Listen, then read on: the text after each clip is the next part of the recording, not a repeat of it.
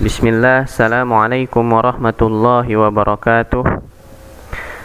Alhamdulillah wa bihi nasta'inu ala umurid dunya waddin. Wassalatu wassalamu ala asrafil anbiya'i wal mursalin nabiyina Muhammadin sallallahu alaihi wasallam nabiyyin. Amma ba'd. Kaifa halukum anak-anak saleh dan salehah? La'allakum bil khair. Semoga kalian baik-baik saja. Insyaallah pada pembelajaran fikih kali ini kita akan sama-sama belajar tentang hukum sholat berjamaah pada sholat fardu bagi laki-laki. Sebelumnya, kenapa sih sholat berjamaah ini hanya untuk laki-laki saja dikhususkan? Karena ada beberapa hadis yang menjelaskan tentang keutamaan sholat di rumah bagi para wanita, yang dimana Ustadz akan sebutkan, yaitu yang pertama dari hadis riwayat Imam Ahmad yang berbunyi, khairu masajidin nisa'i qa'ru buyutihinna. Sebaik-baik masjid bagi para wanita adalah diam di rumah-rumah mereka. Dan yang itu ada juga hadis dari sahabat Abdullah bin Mas'ud. Nabi SAW bersabda, salatul mar'ati fi baitiha afdalu min salatiha fi hujratiha, wa salatuha fi makhdaiha afdalu min salatiha fi baitiha. Salat seorang wanita di rumahnya lebih utama baginya daripada salatnya di pintu-pintu rumahnya atau di luar rumahnya, dan salat seorang wanita di ruang kecil khusus untuknya lebih utama baginya daripada di bagian lain di rumahnya, atau lebih baik jika wanita itu salat di tempat yang khusus yang tertutup. Hadis riwayat Abu Daud. Nah, untuk sholat berjamaah bagi laki-laki, para ulama memiliki 4 pendapat, yang dimana akan Ustadz sebutkan pendapat-pendapat tersebut. Yang pertama, pendapat yang pertama, hukumnya adalah fardu kifayah, yaitu wajib bagi sebagian kaum muslimin. Dan ini adalah pendapat dari Imam Syafi'i, Abu Hanifah, jumhur ulama Syafi'iyah, muqaddimin, dan banyak ulama Hanifiyah maupun Malikiyah. Nah, anak-anak soleh ketahuilah siapa sih Syafi'iyah, Hanafiyah, Malikiyah. Jadi dalam Islam ada 4 mazhab atau 4 imam yang terkenal memiliki mazhab, yaitu Imam Syafi'i, Imam Abu Hanifah, Imam Malik, dan Imam Ahmad, yang dimana mereka memiliki mazhab, yaitu mazhab Syafi'iyah, mazhab Hanafiyah, Imam Abu Hanifah, mazhab Malikiyah, mazhab Imam Malik, dan terakhir mazhab Hanbaliyah, yang yaitu mazhab Imam Ahmad. Nah, inilah pendapat mereka, Imam Syafi'i, Abu Hanifah, dan sebagian mazhab-mazhab. Yang pertama adalah fardu kifayah, yaitu wajib bagi sebagian kaum muslimin. Setelah itu, pendapat yang kedua adalah hukumnya adalah syarat, tidak sah salat tanpa berjamaah kecuali dengan uzur. Jadi ada ulama yang berpendapat bahwasanya salat berjamaah itu syarat dari salat. Maka inilah pendapat dari Zahiriyah dan sebagian ulama hadis, dan didukung oleh sejumlah ulama diantara Ibnu Taimiyah, Ibnu Qayyim, Ibnu Aqil, dan Ibnu Abi Musa, di mana mereka ini adalah ulama-ulama setelah para sahabat. Nah, hukum yang kedua adalah syarat sholat.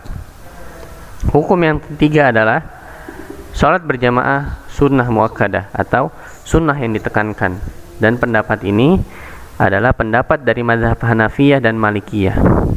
Dan Ibnu Abdil Bar menisbatkan kepada kebanyakan ahli fikih di kota Irak, Syam, dan Hijaz pada saat itu. Nah, inilah 3 pendapat pertama. Pendapat terakhir yaitu pendapat kebanyakan dari para sahabat, yaitu pendapat dari Ibnu Mas'ud, Abu Musa al-Asy'ari, Atha bin Abi Rabah, Al-Auza'i, Abu Thawr, Ibnu Huzaimah, Ibnu Hibban, dan ada sebagian besar ulama Hanafiyah dan Hambaliyah yang berpendapat sebagai berikut, yaitu mereka berpendapat bahwasanya hukumnya wajib ain, yaitu wajib bagi para kaum muslimin semuanya, dan bukan syarat dari sholat, karena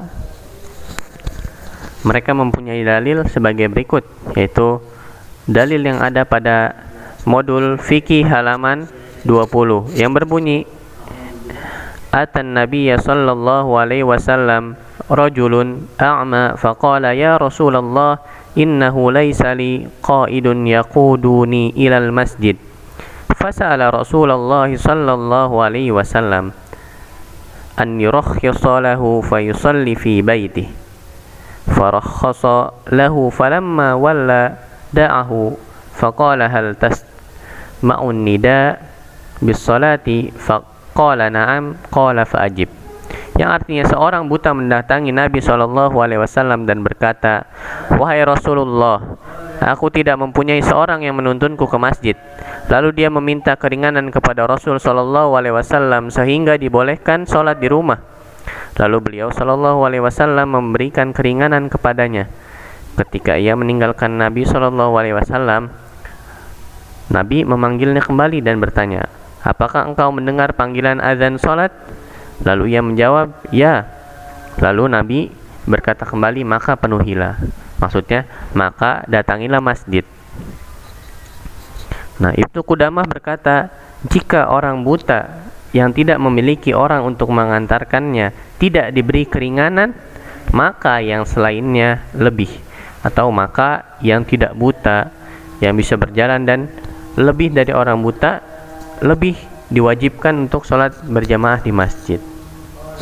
Nah, dari nas di atas, dari pendapat keempat ini, maka kita tahu bahwasanya hukum sholat berjamaah adalah wajib ain, karena pendapat ini disepakati oleh seluruh atau ditetapkan oleh fatwa orang-orang seluruh dunia, ulama-ulama seluruh dunia. Jadi bagi anak-anak soleh yang sudah mengerti cara-cara sholat, yang sudah bisa sholat berjamaah, maka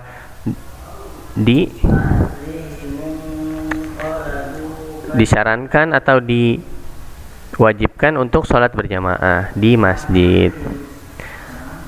Karena walaupun anak-anak soleh belum balik atau belum akil balik, maka ini adalah sebuah pembelajaran untuk kedepannya, karena anak-anak soleh sudah mengerti cara-cara sholat dan insya Allah sudah baik sholatnya. Nah, anak-anak soleh dan solehah, ada pertanyaan, Ustadz, berarti yang tidak sholat di masjid itu tidak boleh dong Ustadz?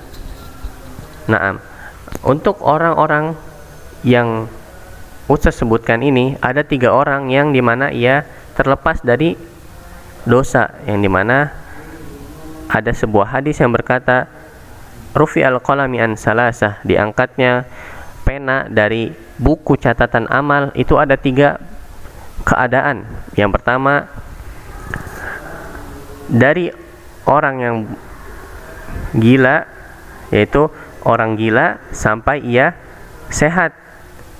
Jadi orang gila itu tidak dicatat dosanya, diangkat pulpen dari catatan amalnya. Yang kedua adalah orang yang tidur sampai ia bangun. Jadi apabila kita tidur siang hari, qadarullah bangun maghrib, asar kelewatan, kita tidak ikut sholat berjamaah.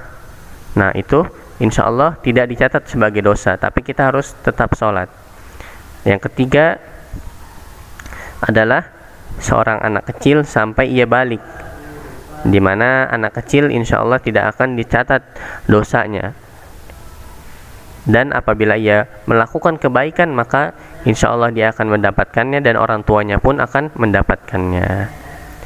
Nah, jadi itulah pendapat-pendapat ulama tentang sholat fardu, dan kita telah mengetahuinya bahwasanya dari semua pendapat yang dirojihkan adalah pendapat yang keempat, yaitu hukumnya wajib ain atau fardu ain. Mungkin itu saja.